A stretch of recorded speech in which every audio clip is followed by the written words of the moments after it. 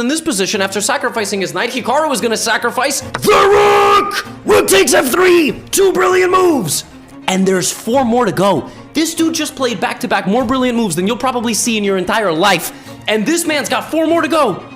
He ain't done. Rook f3 can't be taken because queen f3 can't block. Take the rook, king g1, bishop e3. Here, it's mate very soon. Rook f3. 2. Now Wesley takes the bishop.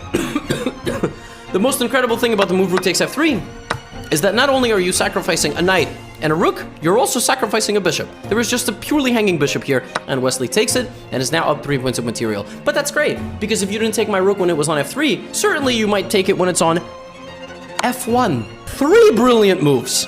Cannot be taken. King to g2. Hikaru plays bishop to e3. 4 brilliant moves.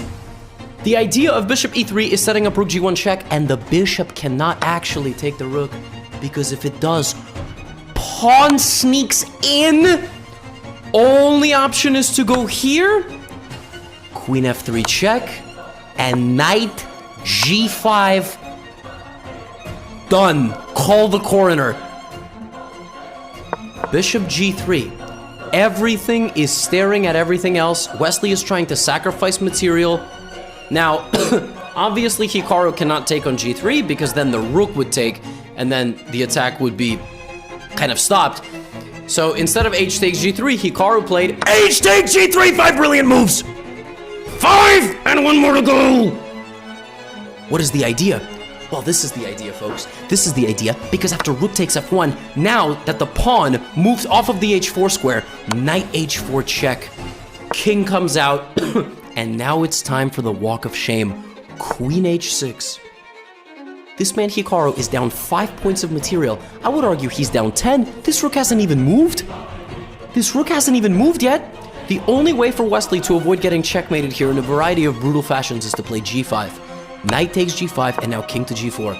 And folks, you might ask yourself, where are the 6 brilliant moves? You've only showed me 5. If you thought Hikaru was in the business of sacrificing only bishops and rooks, no. Knight f3 with the idea that if you take the knight, swift execution. What a checkmate on h3. And if you take the knight with the rook, the same thing. And the other thing is, I now completely block all of your pieces. I am just threatening this.